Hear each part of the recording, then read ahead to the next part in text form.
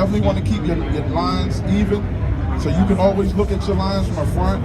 So you always come from how you doing. You always come from the front and making sure everything is nice and even with each side. This simple peak point evens up with this simple peak point. So if you're not sure, you can always grab your comb just to make sure it's nice and even. You don't want one higher than the other. Now when I shape up the lip sometimes, I always grab it with my other hand. Sometimes you can do a one, but you want it to be nice and even. So you have more control. I don't want to take it down, like I said, I don't want to give them that nice Pierre look. So I'm gonna just tap the top of it, just lightly, just keep it nice and dark. And I tell people, they say, well, can you zero gap the trimmers or whatever? You can zero gap trimmers, but it's not all about that. It's all about giving a nice clean lineup, and you can always go over it with a razor just to clean up with. Guys, I'm making a lot of this work look easy, but it all takes practice. You guys can do what we're doing here on stage. It's all about practice, okay? So you take home some of the foundational steps that we showed you. Make the mistakes that are necessary, but keep practicing, okay? That's what's gonna get you to the other level, all right? And that's what that's what we want you to do. But I'll tell you a little story about what happened with me, guys. Back when I first started cutting hair, I went through a time when I almost gave up, okay? I just couldn't get it, okay? And I stuck through it. I fought through it, and here I am today, guys. So you know what? You guys can make this happen. Every one of you can make this happen. Very, very important never to give up.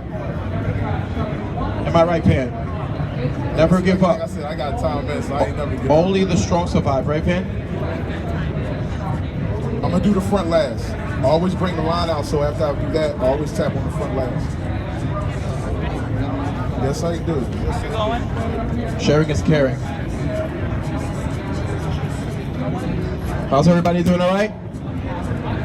All right, I'll wake you guys a little more up later. Thank you, sir. So right now, I'm polishing and detailing, guys. He's pretty much mostly done. I'm gonna go ahead and just kind of finish him up with a little cleanup. All right, just really define him very, very nice. And you'll see it really pops. All right, you got it. It makes a difference, guys. The cleanup and polishing makes a huge difference. All right, so definitely make sure you do that. All right, when you're cleaning up over in this recession area, never push this back, never. Because they'll be mad at you and they'll leave and they'll never come back. So you want to be really careful, guys. All right, so just kind of clean it up, but ask permission before you do it, because there are some people that don't like this to even be touched. So ask before you clean up their procession area. He's got a few little hairs that sit up there. I'll ask him, hey, listen, you want me to clean that up? He'll probably say yes. But at least I asked permission, so if something goes wrong, then it was his fault for giving me permission. All right? How you doing, man? Very good. I'm doing the same thing you're doing over there. Oh, you're polishing and detailing. Guys, this portion is called polish and detail. Okay? Coming in, cleaning up. All right, really nice. Now, a lot of people always ask, especially when I'm at home and I'm putting pictures up, they be like, how can you get a nice ash line or keep it nice and sharp? That ain't nothing. That comes from shampoo and that comes from dry shaving. That's all it is. I shampoo every single client before I cut them. That makes a difference in your haircut. If you're doing designs, my man Rob, if you're doing designs or fades, what's going on? See, all my mentors is around me, which is a good thing, and they trying to make me nervous. I act like I don't see them sitting over there, but it's all good. But same thing that he's doing over there, see how he's bringing that nice line in? That come from shampoo and hair. Now I know a lot of y'all hairstylists shampoo. Okay guys, fade is done on one side. We're going to start on the other one. For the people that weren't here, I'm going to explain to you what I've done so far, okay? This is my final result that I'm going for, besides styling the hair or whatnot. But here what you see is your basic low fade, line of demarcation that goes underneath, all right? And I've put that in with the level adjustment close, okay? I'm looking for a finish line now, so I'm going to go ahead and create a soft guide line, level adjustment up, which means the blade comes down, and I'm going to go up about 1/4 of an inch. And what that does and what that allows me to do is give me a reference point of where I'm going to work my way up to.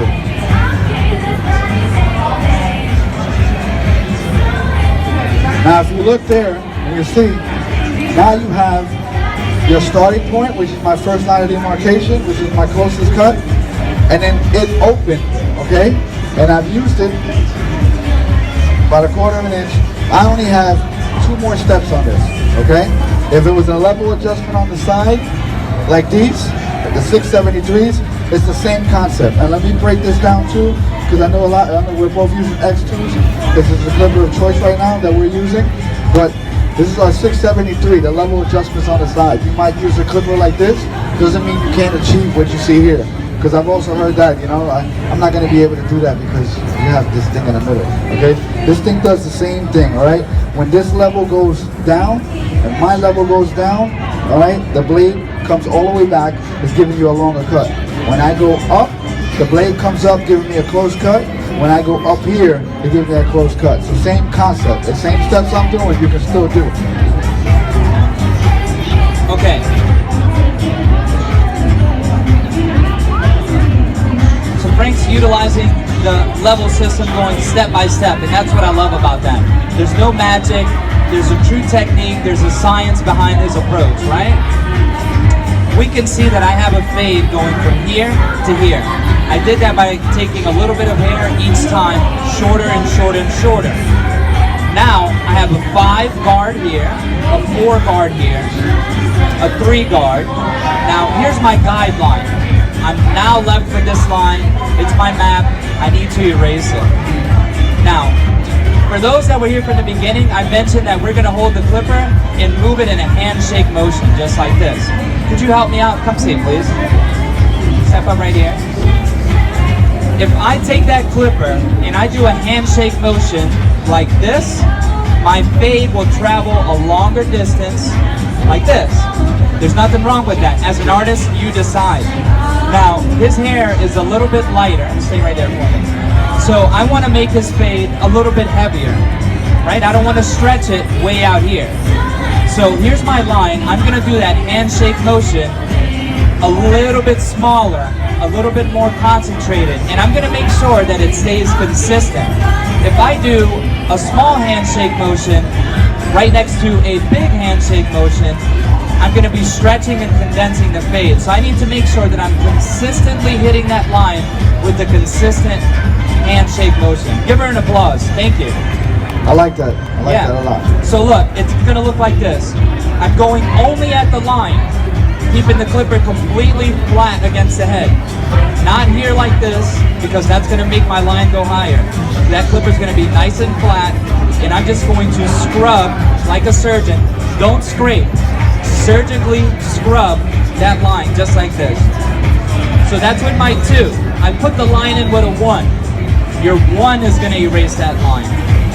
So let's just go ahead and give it a gentle handshake motion, just like that. In that line, we could see a little bit of that weight coming out.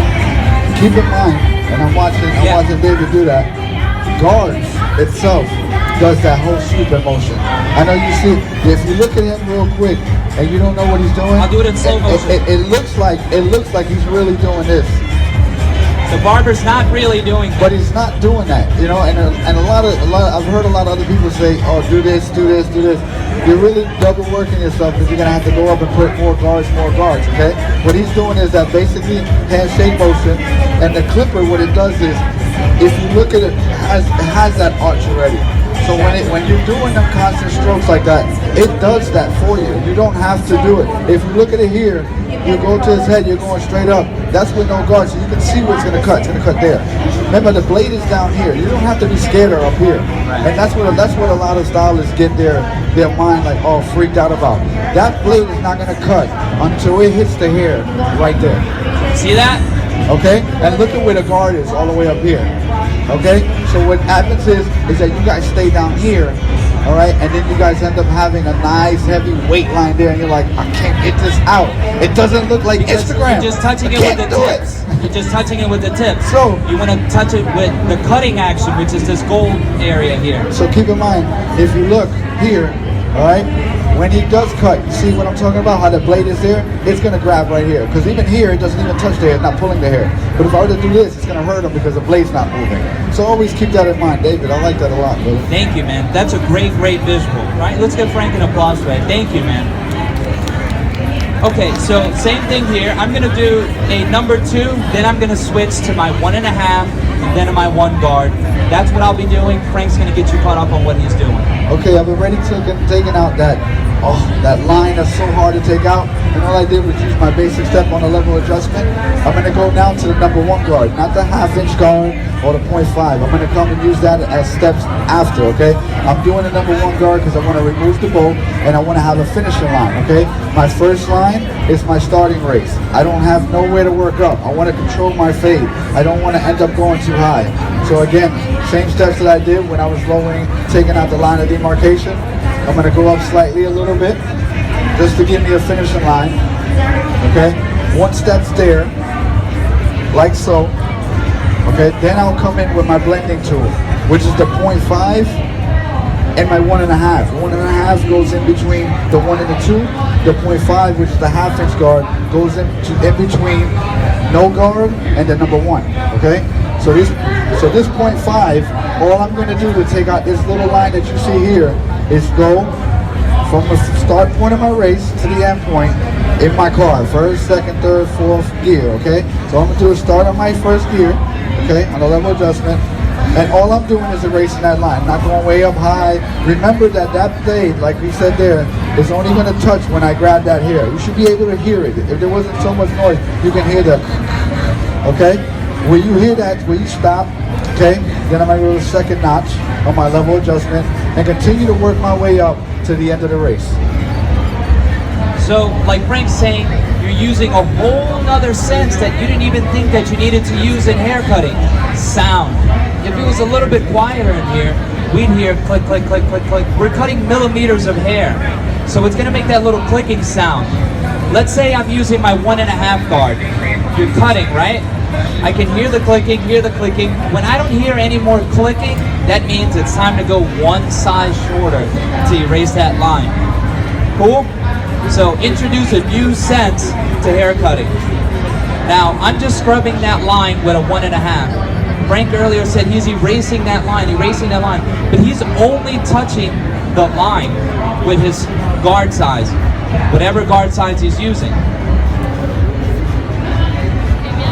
1.5 now would be my last step because this is basically a number 2. And like I said, the 1.5 comes in between the 2. And again, same steps. First step on my level adjustment. And the cool thing about the X2s, and I don't really go too big, I'm more into the education versus, the clipper or whatnot. But the great thing about the clipper is that the notches, if you can hear it, you hear that?